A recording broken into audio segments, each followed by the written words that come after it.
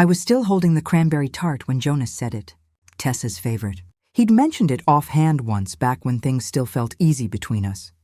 I'd used her mother's recipe, the one she left folded in a greeting card after that first awkward Christmas. I'd found fresh cranberries at the co-op, let them soak overnight, added orange zest, just like the note said. It sat warm in my hands, wrapped in foil and good intentions. Their new house smelled like rosemary and cloves. Children's coats hung on the wall. Tiny shoes kicked off beneath the bench. For a moment, everything looked exactly like it should. "Before we sit down," Jonas said, not looking at me, "we need to talk about the missing money." I blinked, confused. I thought he meant something else at first, an awkward family joke maybe, but he stepped closer, his voice tightening. "The joint fund, the 50,000, it's gone. And we know it was you." My fingers tightened around the dish. "Excuse me?" Tessa stepped in, arms folded, eyes sharp. "You helped us with the digital access. Remember, you were the only one with Mom's recovery info. The withdrawals happened right after that." I looked from one to the other, searching for the punchline, but no one was laughing. "I didn't touch your accounts," I said quietly. Jonas's jaw shifted. "The bank traced the transfers. You were the only common link." I set the tart on the counter. It wobbled slightly, catching the edge of a placemat. "That doesn't make it true." Tessa's voice dropped lower, like she was saying something already decided. "You've always been particular about control, about appearances." I didn't answer. Couldn't. My mouth had gone dry. From the dining room, the twins' laughter floated in briefly before the door closed again. Someone had turned on soft music. Ella Fitzgerald, I think. I stood in the middle of their perfect kitchen, surrounded by matching plates and gratitude signs, and realized no one had asked me what happened. They'd decided. Jonas crossed his arms. "Unless the money is returned by Monday, we'll need to involve legal counsel." "You should go." He didn't raise his voice. That's what made it worse. I reached for my coat draped over the bar stool, fingers shaking as I pulled it on. I didn't speak again. There was nothing to say. As I stepped outside, the last light was bleeding out of the sky. Inside, they were already pouring wine. The room smelled like burnt coffee and stale carpet. The kind of place meant for silence, not comfort. I left the tart in the car, let it sit there cooling alone in the back seat while I checked in without small talk or eye contact. I sat on the edge of the bed with my coat still on, not quite ready to peel away the day.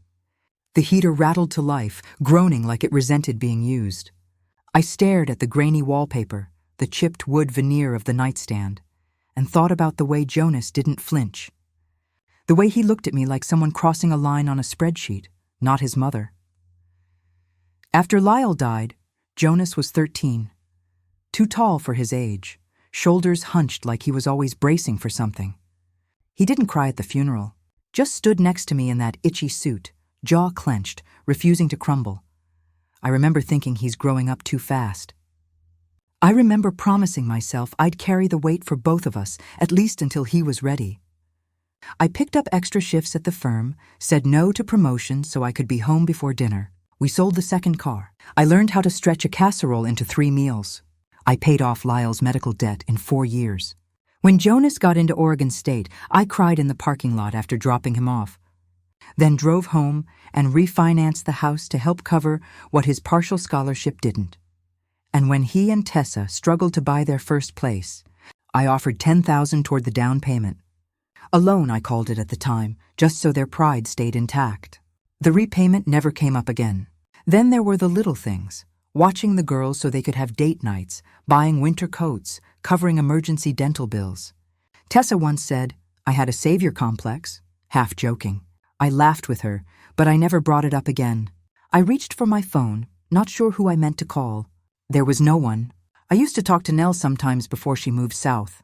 The line between presence and loneliness is thinner than people think. You don't notice it until something snaps, and you're left trying to remember who knew you before the silence settled in. I leaned back on the bed, arms crossed, shoes still on. The air felt heavy with old memory and fresh betrayal. Maybe they thought I wouldn't fight back. Maybe they believed I was too tired, too soft. But if they were going to accuse me of stealing, they'd better be sure I didn't still remember how to follow a trail. Some truths, I thought, don't need to be explained. They just need to be proved. I didn't sleep that night. Not really. Just lay on top of the covers, eyes fixed on the water-stained ceiling, hearing their voices on loop. Jonas saying my name like it was a formality. Tessa with her cool clinical precision, the kind of tone people use when they've already made up their minds. Anger never came. It should have, but it didn't. What I felt instead was colder, sharper, a silence that moved with intention. I'd spent decades buried in audits, tracing errors across spreadsheets and balance sheets until something clicked. I didn't shout in boardrooms. I showed the math. So I sat up, rolled my shoulders, and reached for my old laptop. The casing was chipped near the corner, a relic from a life before retirement. I booted it up slowly, fingers already remembering the sequence of passwords and protocols. I'd kept the licenses active just in case. Some habits refused to die. The shared account Jonas mentioned had been opened after Lyle's death, meant as a safety net while the estate sorted out. I hadn't touched it in years. He took over the management of it once the girls were born. He wanted to be the provider, and I stepped aside because it seemed like the right thing to do. I pulled up public transaction records, some still accessible through the old dashboard. Limited but enough. 3 transfers, each spaced 10 days apart. $19,850, $14,900, $15,000. It wasn't just the amounts. It was the pattern. Each figure sat just under the federal threshold for flagged withdrawals, structurally designed not to trigger alerts. That wasn't an accident. Someone knew what they were doing. Someone wanted to move large sums without oversight. The dates caught my eye next. The first withdrawal happened the same week Jonas's cabinetry business filed for loan deferment. The second, 3 days after Tessa quietly shut down her marketing LLC. The third, 2 days before their younger daughter's private school tuition was due. I kept clicking, checking timestamps, correlating files. It wasn't hard. The sloppiness of it almost offended me. They didn't expect I'd look. They assumed I'd vanish in shame. I leaned back, rubbed my temple. The digital trail was flimsy but telling. Someone moved that money deliberately. Someone who knew the limits of oversight, and whoever it was counted on me not asking questions. I opened a browser window and logged into the investigator forum I still had guest access to. I typed out a short message to Miles Clay, a compliance officer I'd trained back in Chicago. I asked for access to Greencrest Bank's branch-level withdrawals for the prior 30 days, saying I needed to verify a pattern. Told him it was personal. The response came in less than an hour. Still got it, Maris. Sending you what I can. I closed the laptop, letting it rest on my knees. 3 payments right under the line, coordinated with stress points in their lives. A textbook bleed-through of desperation wrapped in entitlement. This wasn't just circumstantial. It was tactical. And if they were willing to lie that cleanly, what else had they already taken without permission? Miles didn't ask questions. He just sent the files along with a note that read, "Be careful what you find." The folder landed in my inbox around 2 a.m. Inside were detailed withdrawal logs, timestamps, teller IDs, and camera angles from the local Greencrest branch. I opened the first video, half expecting nothing useful. But there it was, the footage from 10 days prior. The woman approaching the counter wore a camel coat and a knit hat pulled low, big sunglasses, a mask. She looked like someone playing dress-up in anonymity. She glanced behind her twice, then slid something across the counter. An ID, I assumed. She pulled down the mask for a moment to confirm identity. Even grainy, even muted, I knew her face. Tessa. I paused the frame. Her expression was tight, lips drawn, not nervous, focused. She signed something quickly and tucked the pen into her own purse before the teller could retrieve it. The timestamp matched the first withdrawal, nearly $20,000 in person. I leaned in closer. The account they'd accused me of raiding was accessed by Tessa. Not through a phone, not through a computer, at a teller window. On a weekday when I was 3 counties away helping a Leliner schedule a medical transport for her neighbor, I opened the second video. Jonas, no sunglasses, no disguise, just that same blue coat he wore last Christmas, the one I gave him after his old parka gave out. He looked relaxed, chatty with the teller, even smiled. He signed something too. His posture was loose, easy, like he belonged there. The third video was Tessa again. Same coat, different sunglasses, $15,000 gone. 3 in-person withdrawals, none involving the online banking system they accused me of exploiting. No digital trail with my name on it. No forged login, just faces I knew signing away money under the cover of family trust. I checked the metadata next. The recovery email address linked to the account had been changed 2 weeks prior when I helped Tessa organize her apps and clean up shared passwords. At the time, she said the password manager confused her. I'd shown her how to set up two-step verification, walked her through secure access. She took notes in a little spiral-bound book. That same notebook was sitting on their kitchen counter the night I left. The phone number for verification had been updated, too. It wasn't mine. It was registered to Jonas's business line. They hadn't just stolen money. They built a stage, used my willingness to help as the backdrop, let me play the role of trusted mother, all while lining up the shots for later. I stared at the screen, hands still, jaw tight. Not because I was surprised. Some part of me had seen this coming, but because of how precisely it had been executed. They hadn't panicked. They planned. The more I traced the lines, the more I saw how long this had been forming. A silent erosion, slow and deliberate. Trust, weaponized. I closed the files and compiled what I had. Videos, logs, screenshots, labeled each with precision. There was still more I needed, but this was enough for now. Enough to see the outline of what came next. I clicked Save on the folder and renamed it Proof. If I had the truth in my hands, would it be enough to make them see who I really am? I didn't call ahead. I didn't need permission to step back into the house I once helped pay for, filled with furniture I'd assembled on weekends, walls I'd painted during Jonas's first deployment. The driveway was full. Tessa's SUV, Jonas's truck, the girls' scooters scattered near the porch. They were home, good. The black folder sat on the passenger seat beside me. I'd wiped it down twice that morning out of habit. It used to hold case summaries and audit flags. Now it held something heavier.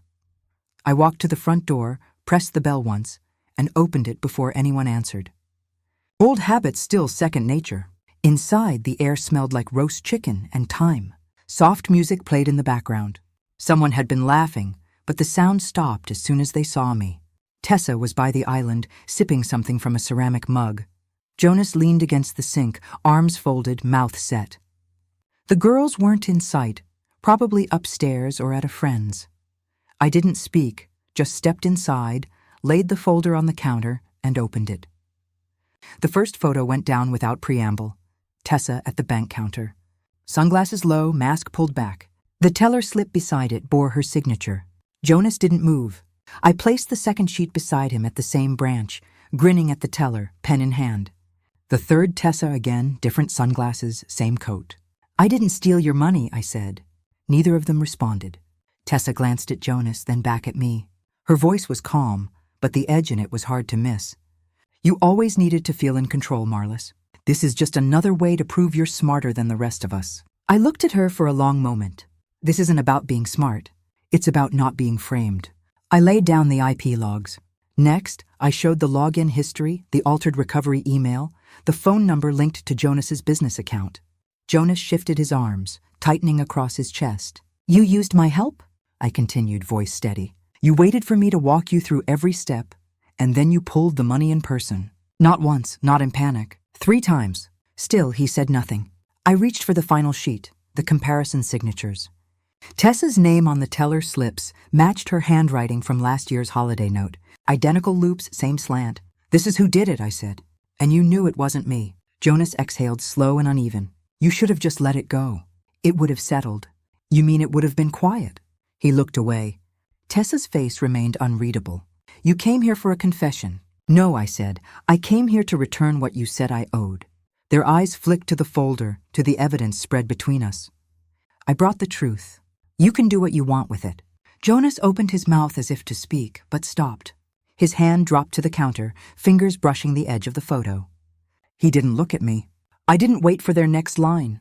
I closed the folder slowly, slid it across the island, and turned toward the door.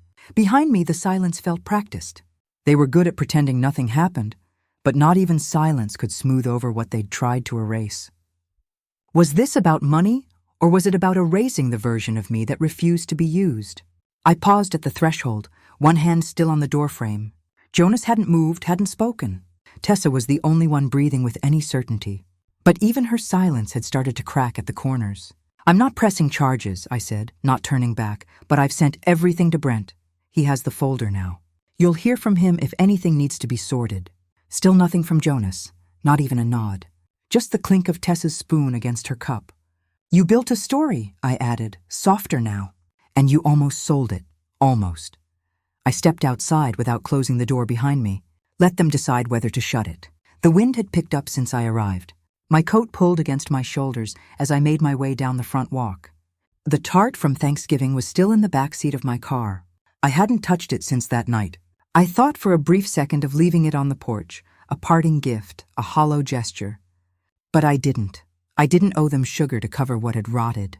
Back at the motel, I dropped my keys on the nightstand and sank into the chair by the window. I felt lighter than I had in days, but not in a way that comforted me. It was the lightness that comes when something finally slips out of your hands. When the weight you've been carrying is no longer yours, but the emptiness it leaves behind stays. My phone buzzed just after 9. A voicemail from Nell. Hi, Maris, it's me. I heard. I don't need the details. I just want you to know I believe you. If you need a place to be that doesn't ask questions or require explanations, come stay here. The guest room is clean. You know where the key is. I sat with the message for a long time, played it twice, maybe 3 times. I hadn't realized how much I needed to hear the words until I heard them. Not proof, not justice, just belief. Outside the window, a couple argued softly in the parking lot. Their silhouettes passed beneath the dull orange glow of the street lamp. It was the kind of night that blurred things, edges, voices, memories. I pulled the blanket over my lap and leaned my head back against the chair. There had been no apology, no breakdown, no desperate pleading for forgiveness, just a still kitchen, a tight-lipped wife, and a son who couldn't meet my eyes. Maybe I hadn't gone back for resolution. Maybe I'd gone back to see how far I'd already stepped away. If they never apologize, is knowing the truth still enough? Nell left the porch light on, just like she used to when I visited in the years after Lyle passed. I let myself in with the old brass key tucked under the planter. Same spot, same rusted edges, same quiet welcome. Her house smelled like lemon balm and old books, a place untouched by betrayal. I didn't unpack much, just enough to make the guest room livable. The rest stayed in boxes near the wall. I told myself I was only staying a week, maybe 2, until things settled. Weeks turned into months. Nell didn't ask for stories.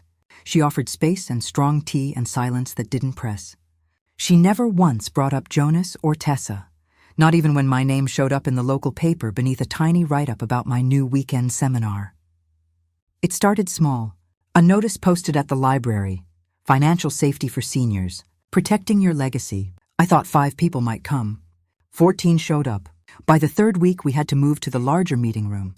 They brought notebooks and coffee and questions about things they'd been too embarrassed to ask their children.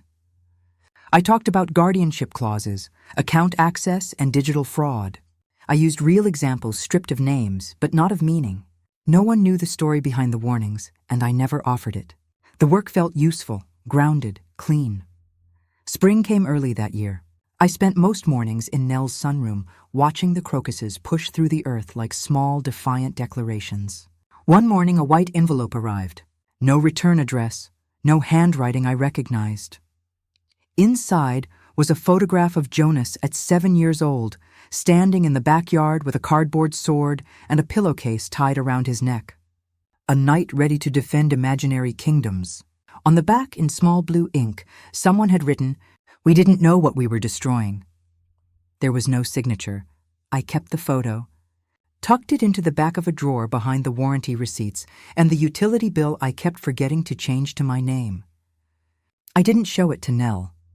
Some evenings, I'd think of calling just to ask if the girls still remembered the song I used to hum when they couldn't sleep, just to see if Jonas had noticed what his silence had caused. But I never picked up the phone. The only sound that mattered now was the scratch of a pen in a seminar notebook, the rustle of pages turned by someone trying to understand what they were worth. I still have the black folder. It sits in a drawer beneath my tax returns and a copy of Lyle's will. I haven't opened it since that day in their kitchen. Some truths don't need to be proven again. Let us know in the comment, where are you watching from? Please subscribe to the channel Her Side of the Story. Thanks for watching until here.